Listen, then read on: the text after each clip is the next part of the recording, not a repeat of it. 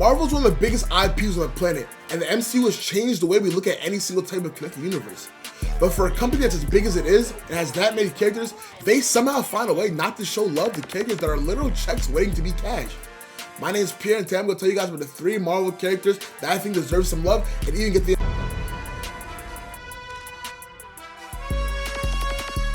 treatment. Let's get into it.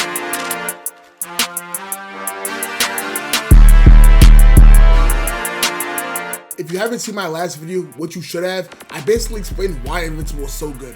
And instead of doing it over again, I'm just gonna let past Pierre tell y'all why Invincible is so good. So he'll take it from here. Thank you, future Pierre. I'll take it from here, Brody. For y'all who don't know what this show is, basically Marky Boy, aka Off-Brand Spider-Man, is the son of an evil Superman named Omni-Man, and he kills the whole entire Justice League.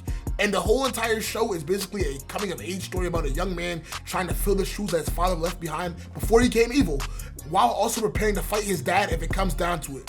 The animation is so good, and the show itself is even better. I'm probably gonna be catching up with season 2 while I'm editing this video. In every way, Invincible is exactly what a superhero TV show is supposed to be. A strong written lead with real life problems about balancing his 2 lives while trying to be the best version of the hero he can be. And also a strong love interest. And I don't care what you guys want to say, Amber's a good female character who is extremely overhated. Mark has a great team around him and characters that are actually deep and aren't just here to move Invincible's story forward. I also love a little love triangle in some TV shows, and I will say Amber and Eve is perfect for this show. And Invincible's textbook superhero TV and exactly what every studio should follow to build the next superhero TV show. And we're back. So basically, when we're talking about the Invincible treatment, we gotta find out what makes these characters unique and what are some intangibles for a character like this. And for me, we're gonna make a checklist. And I have 3 things I need. A, they have to be within the young adult years between 16 and 23. And for B, they have to be a character that's unfit and feels like they just lost in their own time. And C is a character with a strong supporting cast, because a strong supporting cast helps mold these characters.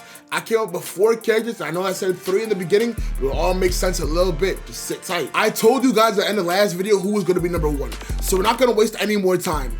Number 1 on my list is Nova, and I'm talking about Sam Alexander. Basically, for you guys who don't know who Nova is, let me put it like this for you. DC has the Green Lantern Corps, who are basically intergalactic space cops with color rings, and they can make anything they want. Now imagine that, but for Marvel. They have the Nova Corps, who are basically intergalactic space cops who get insane powers like flight, energy manipulation, superhuman strength, and superhuman speed. They're broken. Marvel has a problem of creating characters that need to be a backdoor to another character, or tied to some greater MCU theme. Me personally, I don't really care about it, and I understand why diehard Marvels don't like it though. With a character like Sam Alexander, he's a character with a great backstory. He thought his dad was a deadbeat, but in all reality, his dad was just a space cop, and one of the best space cops there was. His dad wasn't just a Nova, he was a supernova, basically meaning that he was a rogue Nova cop. Sam is about 16 years old and has constantly been hounded for having a deadbeat dad. He's a very different Nova character though. 1, because he has a black helmet. 2, because he's the last Nova Corps member alive.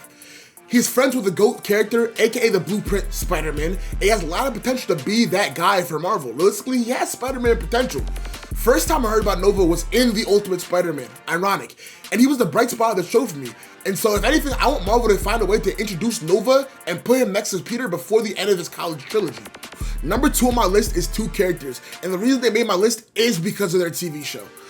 But my 2 and 3 are CLOAK and DAGGER. First thing I want to say, Freeform and Marvel, y'all are dead wrong for canceling that show after 2 seasons. I understand why you had to do it and felt like it had to be done, because it felt like it was written by a 13-year-old and edited by a 5-year editor who only knew how to use the dissolve feature. But damn, that show was good. In its own right, at least.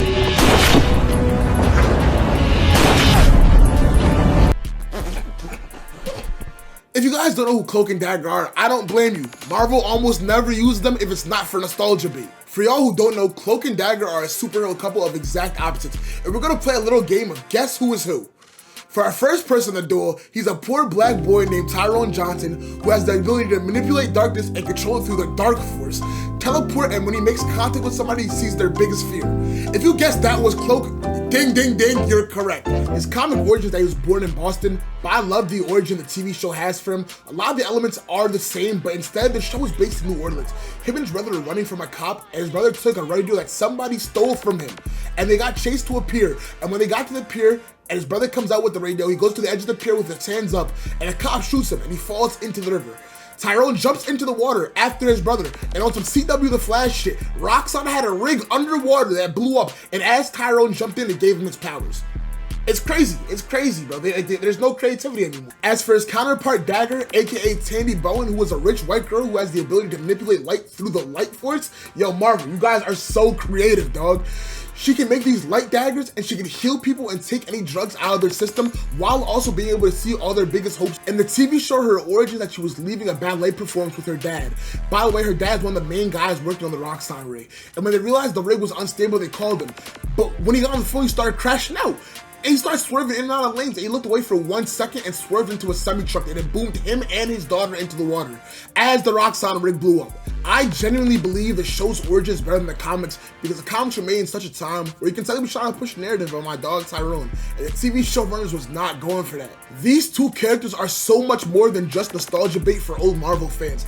There's a commentary just to be had about how CLOAK and Dagger are some of Marvel's greatest failures, and they don't realize the money that they could bring to the company if they had the story in the right hand. Ryan Coogler. They're both teenagers who don't know how to use their powers, and they get really wonky when one of them's using them and the other one isn't. Tyrone also has a stuttering problem. Does this add to his character? Nah, not really. But the TV show removed it, and I think that should be in his character. It brings his character to a whole. I think Marvel has a lot going on. I think that I'm going to make another video just on this topic, actually.